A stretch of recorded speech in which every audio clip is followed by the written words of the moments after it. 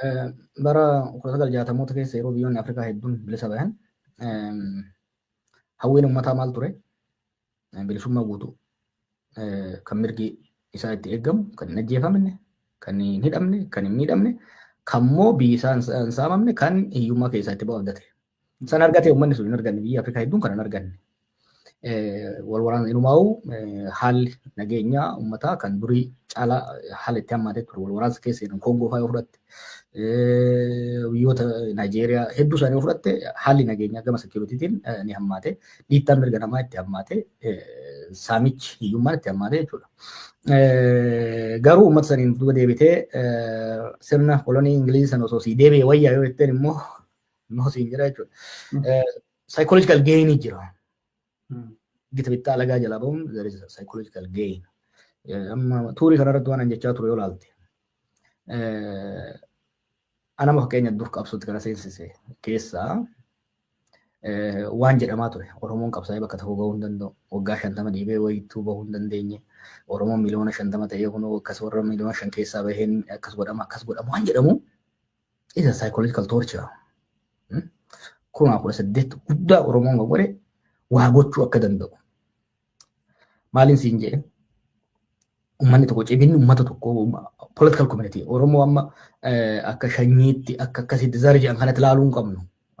Biological waan ta'etu osoo hin ta'in is a political community. Oromoon political community ta'e jennee qoma dhahannee dubbachuu kan dandeenyu collectively sochii waloon socho'uu yoo danda'e. Kuma 18 Oromoon kan agarsiise tokkoffaa waloon socho'ee national struggle jennee dubbachaa turre yoo laalte bara baaruu fa'aarraa bara warra abbootii keenyaa sanirraa kaasee yoo laalte national struggle jennee define godhan. Sadarkaa national critical mass uummachuu kan danda'e qabsoon kun dhugaa yoo dubbanne bara 2014 irraa kaaseetti critical mass ijaarrachuu kan danda'e. Kan biyya guutuu godina guutuu yeroo tokko sochoosuu danda'e san booda immoo alagaa ofirraa kaasuu danda'uun psychologically gahee guddaa qaba. San booda materially wanni argate tokko tokko jiru. Fakkeenya institutionally wantoonni namni keenya at least waan hedduu keessa seenuu kana ijaarratee jira. Waan gara fuulduraatti baay'ee barbaachisaa ta'an wantoonni argaman jirani. Garuu immoo wantoonni Oromoon hawwe ka argate ka itti hammaates jira. Fakkeenyaaf security yoo fudhatte, nageenya yoo fudhatte, nageenya uummataa yoo fudhatte kan duriirra hammaate. Sirni alagaa san dura zamana Haayila Sillaasee gara zamana darbuus zamana Mallasaas keessattuu zamana Haayila Sillaasee zamana darbuu security wise uummanni keenya mootummaan dhufeen saamaa hin ajjeesaa garuu bifa murtaa'aa ture. Akka ammaa kanatti basic security hanga ammaa kana hammaatiin beeku. Gama saamichaan yoo taates gama alagaan saamamuun irra dhaabbateera. Garuu akkuma jaarsiisa laala irraa dhufe naan jee tokko faradoon irraa hiikkatee uummata gallakkifame. Kanaaf waan argates qaba, waan itti hammaates qaba, waan hin jijjiirames qaba jechuudha. Dansa egaa wanti guddaan ani amma isinii kaasuu barbaadee fi duubaa kaasnee wanti deemaa dhufnee fi guddaan isiniif kaasuu barbaade yeroo sanatti actively siyaasa kana xiinxaluudhaan uummata tokko gochuudhaan namoota isin wajjin jiran wajjin waan baay'ee dalagaa akka turtan hundi keenya beekna. Bara 2018tti wareegama guddaadha wanti raawwatamaa ture. Akkuma isin jettan Oromoon daangaatti wal fuuldura dhaabbatee waliif gadi bahee waliif du'uu ture. Oromoon akkuma sabaatti jechuudha. Dhiigni awwadaa'itti jigu tokko Wallaggaatti daandii cufsisa ture. Mootummaa irratti fincila guddaa kaasa ture. Ambootii gaafa waan tokko ta'u Arsiif Baaleetti waan guddaatu ta'aa ture. Suni waan guddaadha kaasaa ture beekamaadha. Akka xiinxalaa siyaasa tokkootti fi qabsoo sana haal dureetti fuulduratti hoogganuttis haa ta'u xiinxaluttis haa ta'u karoora hawaasuttis haa tarsiimoo kennuutti haa ta'u nama fuuldura deemaa ture tokkotti wareegama guddaa sana booda galmi keessan maal taananidha? Qabsoon keessan bilisummaadhaan goolabameera. Qabsoon keessan raawwatameera jettanii dubbachaa turtan. Irra deddeebiidhaan yeroo sanatti na yaada. Viidiyoo baay'eetu jiru waan ta'eef maalidha ture? Akka xiinxalaa tokkootti waan san jechuudhaaf wanti si dinqisiise maalidha ture? Qabsoon tokko bilisummaadhaan goolabame gaafa jedhu sirnuma gittaa alagaa duratti jenne sana achirra kaasuudhaanidha goolabamaayii kan jedhu namoonni baay'ee siin gaafatu. Iyyoo dubbii as jirti natti fakkaata. Turning pointiin innaa namoonni baay'eenis qubatanitti qabu waan kanaan wal qabate. Gaafii sirriitis gaafii ga'uu qabus. Nuti karoora lafa kaa'annee waggaa hojii makamuu waggaa hojjettu ergamni kiyya maali? Bakka hin dhaqu maali? Jettee lafa kaa'atta san booda achirratti karooraaf tarsiimuu baafatta jechuudha. Yeroo keenyatti hojii lamatu hojjetamuu qaba ture. Tokko sirna gita bittaa alagaa kaasuudha. Lammaffaa bakka sirna yoo yaadatte haada alagaa kaafnee odaa keenya dhaabna jechaa turremi. So tokko haada alagaa buqqaasuudha. Lammaffaa odaa keenya dhaabuudha. So haada alagaa san buqqaasu we succeeded. Odaa Oromoo dhaabuu hin dandeenye. Haada Oromoo dhaabne jechuudha.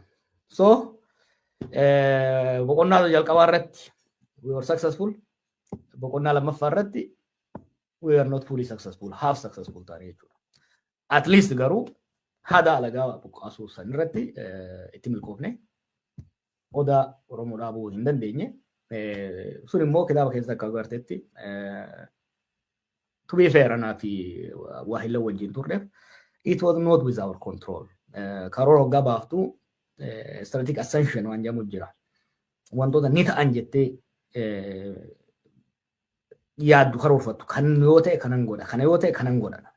Fuuldura deebiiti 2017 gama dhumaati irraa kaasee marii godhaa turre ajandaalee ture galaalte sodaan keenya guddaa kan ture of course Ihadeg itti fufsiisuu barbaannee jirra.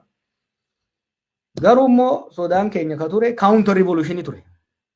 Sirnicha keessaa warri TPLF namootuma akka fedhan ittiin funyaan qabanii deemaniin fayyadamanii yookiin immoo garagalchanii jijjiiramni akka dhufne gurguran jenneeti. Yoo ilaalte yeroo sanitti namoota kaadhimamaa ta'anii bahuu danda'an. Kaayeen jedhamatti namoota afur silaa kaadhimamaa ta'uu danda'an jennee ilaalle keessaa dinnee lammaa irratti kan xiyyeeffanneef sababa qabna jechuudha. Garuu our major concern was continuation jijjiiramni akka dhufuu fi warri deep state yeroo san ture maqaadhaaf aangorraa bu'anii garuu olaantummaa isaanii haala itti fufsiisan akka hin qabaanne. Lammaffaa immoo yoo haalli akka isaan hin barbaannetti ka deemu taate counter revolution. Egyptitti waan ta'e yaadatta miti counter revolution Muhammad Morsi irratti godhamaa ture. Yeroo ta'u addaate yeroo san yoo yaadatte. Kana ture. Nuti we did not factor in namni akka Abiy Ihadeg keessaa dhufa jennee nutis namni Ihadeg hin turre jechuudha. Namni tokkoffaa ilaalchaan completely faalla Ihadeg paartii gama bitaatirraa dhufuudha. Paartii qabsoo sabaaf lammootaa keessaa dhufuudha. From left side of the politics. Right wing irra namni dhufa jennee calculate hin goone. Kanaaf waggaa gama dhumaarratti Abiy egaa interview godhee dubbisee laalee booda hedduu kan irri fadhee na'ee akka inni aangoo hin qabanneef kan inni hedduu tattaafadheef kanaaf yeroo sanitti garuu ani gamas ilaalee furguggeen gamas ilaalte naafi uummanni naafi namoonni wal hubachuu hin dandeenye. So we did not factor in wantoota amma ta'an kana factor in goone san booda hamma 2018tti konkolaataa nuti oofaa ture. Karoorri keenya sanguma gaafa sanitti oofuu qofa ture. San booda konkolaachisaan kan biraa ta'e waggaa tokkoof hamma dandeenyetti raddaatii taanee sirreessuudhaaf tattaaffii guddaan godha. Pilaanbiin qabdan ture obbo Jawaar amma wanti guddaan sirna garagalchuu irratti deemaa turte. Speeshaalii kitaaba kee keessatti waan baay'ee kaastee kaasaa turte. Arab Revolution, Arab Spring wantoota kanneen waan baay'ee kaastee kitaaba kee hanga danda'e deebi'ee dubbisuudhaaf yaalaan ture. If like eegaangana barreessee Jawaar eegaangana barreessee har'a gaabbeetu waan kana barreessaa jiramoo yeroo dhuma sana karoora akkanaa qaba ture. Arab Springii beektaa wantoonni ta'uu qaban baay'eetu jiru. Plan B'n keessan maal ture? Biyyatti gaafa gallu TPLF achirraa ka'u malee abbaan barbaade haa dhufu TPLF caalaa hammeenyaan qabuudha yaaddan immoo Plan B dhuma qopheessuuf maaltu sin dhorke? Plan B'n keessan maal ture? No, qabna turre malee Plan B barsitti meera. Plan N nama Plan N maal ture? Nama sirnicha keessaa nama sabboonummaa Oromoos hubatu uummatoota Itoophiyaa biraa keessatti illee fudhatamuu danda'u. fi garee san tumsaa deemudha. Cehumsaaf rakkoo ta'a jennee kan xiinxalline waa lama kanan reefsu hin jedhe. Tokko counter revolutionidha. Barreessaan ture bara kun waan amma kitaaba keessatti barreessee kitaaba keessatti gaggabaabseen tuttuqe malee of duba deebitee ilaalte waa'ee kanaa barreessaan ture dubbachaas turre warra wajjin ture wajjin sirumatti rakkoo lamatu nu mudata. Ce'umsa kana rakkoo lama mudata jennee ilaalle. Tokko sirnichi maqaadhaaf nama Oromoof dura kaayatee kanuma kaleessaa ittiin deemsisa. Lammaffaa counter revolution godhuu jenneeti. Lamaan kanaaf qophoofneet ijoollees leenjifneet itti deemne. Wanni mudate garuu waan itti qophoofne hin turre jechuudha. Waan nuti hin yaadinatu dhalate. Kanaaf we could not factor in. Amma hoggaan duuba deebi'ee ilaalu could we have done anything? No. Because we did not foresee. Waan bar itti qophooftu fakkeenya samar keessa yoo deemaa jirtu taate Kaanadaa jiraatta. In a summer af qophooftee deemtame. Samar keessa cabbiin hin bu'a jettee qophooftee deemtu. Cabbii yoo dhufe maaliin ta'a jetta. Kanaaf plan B siis qabaachaa ture lamaan saniif rakkoolee lamaan saniif. Dansa. Gaaffiin kiyya ijoon ammallee kanaa wal qabatee waa'ee Abiyyi Ahmadiin wal qabatee muummicha ministeeraa yeroo ammaa kanaa jechuu kooti. Dursa mormuu keenya yaadadha. Dursa mormuu keessan namoota wanti osoo nuun galiin raakamaa turre ana akka dhuunfaa kootti nama osoo maal jechuu barbaadetti Jawaar maaliif akkana jedha maaliif barreessa maaliif osoo namicha kana argin morma namni kun Oromoodhaati lammaa fi Abiyyi gidduu maaltu jira indoom ana fi kootii maalin jedhee ifuma dubbachuu kootii fi lammaa akka barbaadetti micciruu waan danda'uuf Abiyyi mormaa jira Abiyyi Jawaar faa jedhee ofii kootii yaadaan ture normaalii gadi ba'ee sun dubbannee waan tokkos hin jenne garuu akkasitti yaadaa ture. Egaa dubbii ijoonas bira jirti. Abiyyi nama dadhabaa fi jijjiirama geggeessuu hin dandeenye. Especially transitional government nama geggeessuu hin dandeenye ta'uusaa egaa beektee nama hundayyuu dursa itti haasa'een argee jettee kitaaba kee irrattidha. Itiin kan nuuf gale jechuudha. Egaan gaaffiin sun waggaa 6-7 booda kitaaba kee gad dubbisee booda maaliif yeroo sana akkas jechaa akka turte naa gale jechuudha. Eega nama dadhabaa transitional government liid gochuu hin dandeenye ta'a jettee Abiyyitti amantee yeroo sanatti bilisoomneerra qabsoon keessan goolabameera jechuurra qeerroon akkuma jirutti osoo hin diigamin of eeggannoodhaan akkuma duraan jechaa turte yeroo qabsoo sanitti ija takkaan rafaa jechaa turte na yaadadha. Qeerroo nama akkanatti aangoon kun kennamee jira ijuma takkaan rafnee eegna waan itti bahuu jettee dhaabbachuun kee madaala qabsoo galmaan ga'uu hin danda'u turee disaastarii amma dhufe kana hambisuu hin dandeessu turee namoonni jiran anaan dabalatee gaafii kooti dhuunfaatti namaan waan kana gochuu hin dandeessu turte. Yaa waa irraanfachuu jee Hacaaluun beeka. No ani beer qabsoon goolabameera hin jenne. Qabsoon boqonnaa biraatti ceheera. Yoo yaadattee haasaa gaafa biyya galee godhe. Resistance politics irraa gara governance. In a sense gara qabsoo sirnicha dimokiraateessuutti cehuu qabna. Maaliif qabsoon qeerroo ta'ee qabsoon Oromoo hanga gaafsanitti alagaa irratti qabsaa'u irratti kan qarame. It was a resistance against the other. 2018 booda it has to be a struggle against your own. Kanaaf kanatti transition godhuu qabna. Gita bittaa alagaa jalaa bilisa baaneerra. Aangoo alagaa harkaa fuuneerra. Aangoon kun dantaaf mirga uummata keenyaaf sabboota biyya sanii akka tiksuuf gara dimokiraasiitti qabsoon godhamu qabsoo sirna dimokiraasii ijaaru qabsoo sirna bulchiinsaa dantaa uummataa faayidaa uummataa eegsisuutti ijaaruu qabna. Maaliif dubbi qabbaneessite? Dhiibbaan keessa ture namni amma bar namni let's be fair.